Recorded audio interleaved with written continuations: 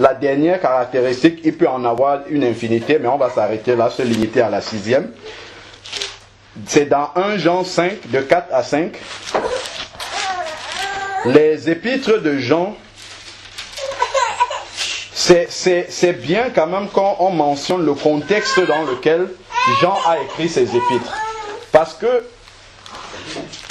il y a des faux docteurs qui s'étaient introduits dans l'église et qui prêchaient, après que les apôtres soient passés, qui prêchaient qu'une fois qu'on est converti, une fois qu'on a accepté Jésus comme Seigneur et Sauveur, on peut vivre comme on veut. On peut pécher, il n'y a plus de problème. Dès qu'on a été sauvé un jour, c'est bon. Jusqu'à la fin, on sera sauvé. C'est pour ça que Jean a écrit ses épîtres pour dire attention. C'est pas parce que vous dites que vous avez accepté Jésus que ce salut-là, vous l'avez nécessairement. Votre vie doit le prouver et doit le témoigner, pas une seule fois, mais jusqu'à la fin. C'est pour ça que quand Jésus écrit dans Apocalypse 2 et Apocalypse 3 les lettres aux 7 églises, il dit toujours à celui qui vaincra. Paul va dire, j'ai combattu le bon combat, j'ai gardé la foi jusqu'au bout. C'est-à-dire qu'il a vécu comme Dieu veut jusqu'à la fin.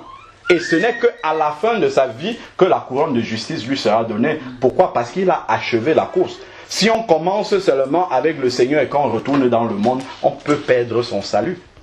Parce qu'on entend beaucoup dire qu'on ne peut pas perdre le salut, mais non, la Bible dit autre chose. La Bible a un autre message. Nous devons non seulement accepter Jésus, vivre comme il veut, mais aller jusqu'au bout de la course. Alors, on avait dit 1 Jean 5, de 4 à 5. On va terminer là-dessus. Dernière caractéristique. 1 Jean 5, de 4 à 5. Parce que tout ce qui est né de Dieu, c'est-à-dire né de nouveau, tous ceux qui sont nés de Dieu, triomphent du monde. Et voici la victoire qui triomphe du monde, notre foi. Verset 5. Qui est celui qui triomphe du monde, sinon celui qui croit que Jésus est le Fils de Dieu? C'est-à-dire qu'il doit avoir une différence nette entre celui qui a l'esprit du monde et celui qui a l'esprit de Dieu. Celui qui a l'esprit de Dieu ne doit plus pratiquer la même chose que le monde pratique. Celui qui a l'esprit de Dieu ne doit plus être attiré, ne doit plus avoir un attrait. Il doit avoir vomi le monde. Le monde doit sortir de lui. C'est la première chose que Jésus fait. Il nous prend tel que nous sommes, mais il sort ce qui n'est pas de son royaume de nous. Donc voilà pourquoi quand quelqu'un est né de nouveau, vous allez le voir au début, il ressemble encore beaucoup au monde.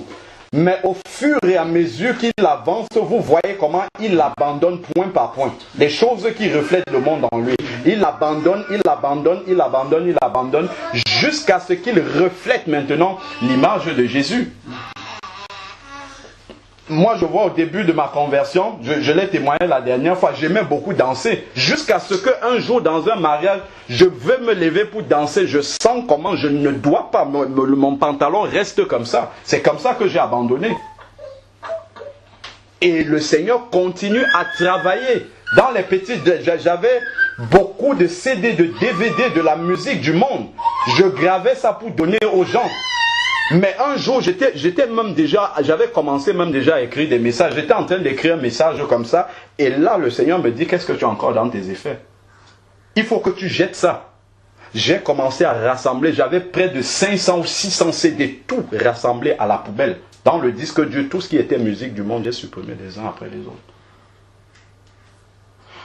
Parce que j'étais converti, mais là, il y avait encore quelque chose qui ne plaît pas à Dieu. Et ça continue jusqu'à ce qu'on meure, jusqu'à ce qu'on ne soit plus sur la terre. Dieu va éliminer. Il commence d'abord par éliminer tout ce qui est grossier et après il entre dans les détails. Tac, ça.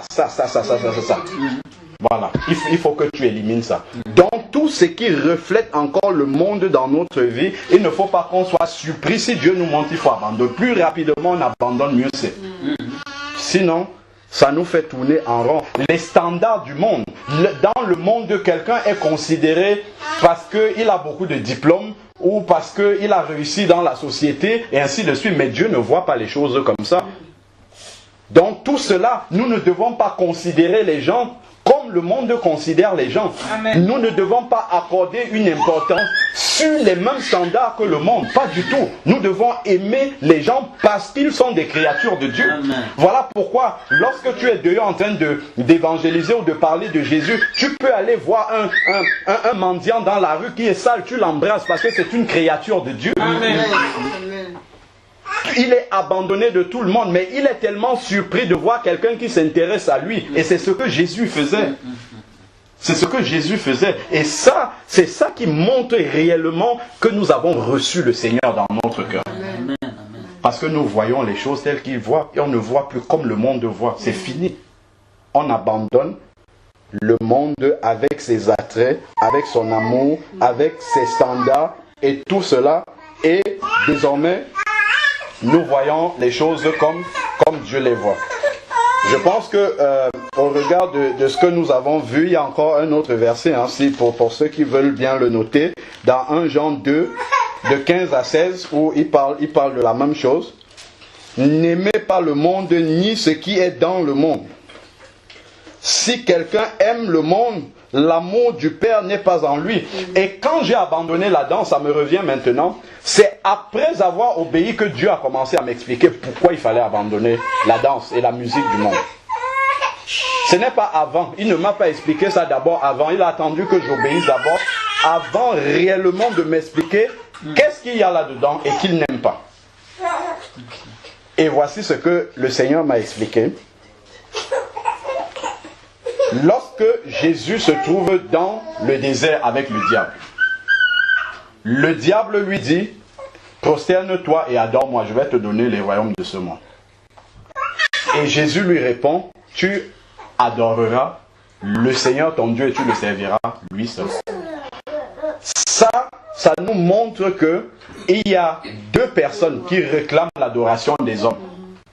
Dieu et le diable. Sachant que tout ce qui ne glorifie pas Dieu glorifie le diable. C'est bipolaire. Il n'y a pas le milieu. Il n'y a pas le milieu. Si nous faisons quelque chose qui ne glorifie pas Dieu, c'est que le diable est content. Amen. Nécessairement.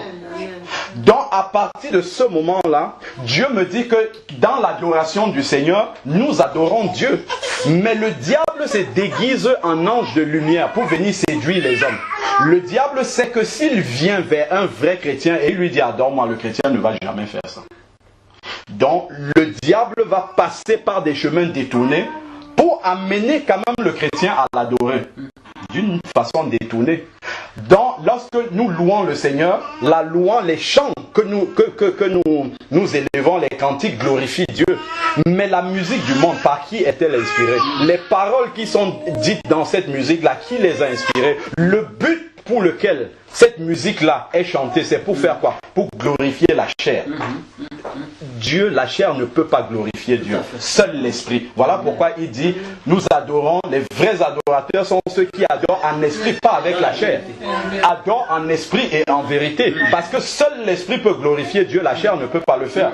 Or, la musique du monde, elle est faite pour glorifier la chair. Voilà pourquoi, quand vous voyez quelqu'un danser, il se trémousse sur la piste, on dit il est endiablé. C'est pas anodin. C'est pas anodin.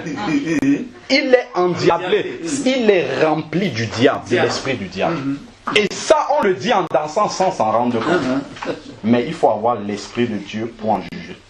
Parce que seul l'esprit de Dieu peut juger. Et les gens sont ignorants parce que c'est une séduction du diable. Donc, une manifestation comme ça où on est en train de danser sur la musique du monde, c'est un culte d'adoration à Satan. Voilà ce que Dieu m'a dit. C'est un culte d'adoration à Satan. Mais les gens qui sont là ne le savent pas. C'est à ce point-là que Dieu est cette chose-là. Et ça fait mal de voir quand les enfants de Dieu dansent encore dessus. Mais il faut que Dieu puisse révéler à chacun. Parce que quand le diable commence dans la séduction, il faut que Dieu vienne avec son esprit et lève le voile sur cette séduction-là pour que les enfants de Dieu puissent discerner et arrêter de faire ces choses-là. Parce que Satan est content. Vous avez vu dans le livre de Job, Dieu dit, est-ce que tu as vu mon serviteur Job? Satan dit oui, je l'ai vu. Allons le tenter. De la même façon, quand les enfants de Dieu sont endiablés, comme on dit dans la musique du monde, Satan jubile devant Dieu. Il dit, regarde tes serviteurs, ils sont en train de m'adorer. Vous imaginez comment le cœur de Dieu peut être triste de voir ces choses-là. Souvent dans certains, on voit même des pasteurs, des serviteurs qui sont censés avoir l'Esprit de Dieu. Ils sont là aussi, ils dansent. Ils adorent Satan. Mais ils ne savent pas. Ils ne savent pas qu'ils sont en train d'adorer Satan. Mais ça fait pleurer le cœur de Dieu. Mais je suis sûr que Dieu, il le révèle à ses enfants. Mais souvent, on ferme l'oreille. On dit non, c'est trop. Si la conversion maintenant, c'est qu'on doit abandonner la musique du monde, à quoi est-ce qu'on va se tourner? C'est parce qu'on ne connaît pas encore suffisamment Dieu. Dieu est pleinement suffisant pour remplacer tout ce sur quoi nous nous appuyons dans ce monde par autre chose. Tous les manquements, comme elle le dit, Dieu les comble. Aujourd'hui, nous avons des centres d'intérêt. Avant, je pensais que si je n'allais pas en boîte de nuit, c'était la fin du monde. Aujourd'hui, aucune envie, rien. Le samedi, soit tu es assis chez toi, soit tu suis un enseignement, tu écoutes un enseignement, tu lis ta Bible et Dieu te remplit, ça ne te manque même pas. Pourquoi? Parce qu'à la base, tu as décidé de faire sortir cette chose. Amen. C'est d'abord la décision.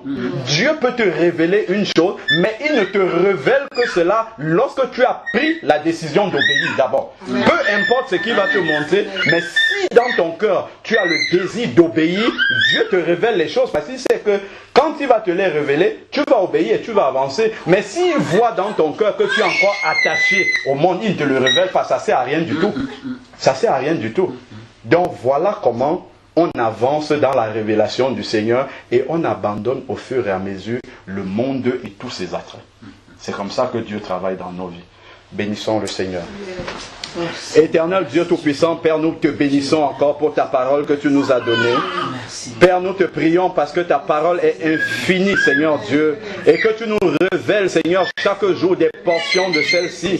Seigneur, tu connais mieux que nous la ration dont nous avons besoin, Seigneur, pour pouvoir grandir toujours en connaissance avec toi, Seigneur Dieu Tout-Puissant. Père, nos cœurs pleurent comme ton cœur pleure aussi quand tu vois tes enfants qui sont encore adonnés aux choses du monde, qui sont encore attirés par les choses du monde, qui sont encore, Seigneur, sur les standards du monde. Père, nous te prions que tu puisses le leur révéler, parce que nous savons que tu es un Dieu d'amour, Seigneur Dieu. Tu es un Dieu, Seigneur, qui ne veut pas que tes enfants glorifient le diable. Le diable est plein de séduction, Seigneur Père, mais ton esprit est plus grand que sa séduction. Père, nous te prions que tu puisses révéler et exposer, Seigneur, les œuvres du diable, afin que tes enfants, Seigneur Père, puissent être tout entiers à toi, Seigneur, puissent être délivrés, Seigneur Dieu Tout-Puissant, de tout attrait du monde, qu'ils puissent vomir définitivement le monde, Seigneur Dieu, et te glorifier entièrement dans leur corps, dans leur âme, Seigneur, et dans leur esprit. Nous te bénissons que cette parole-ci, Seigneur, puisse faire son chemin dans nos cœurs, et que tu continues, Seigneur Dieu, à la révéler davantage, Seigneur, dans nos cœurs et dans nos vies, afin que nous marchions d'une façon qui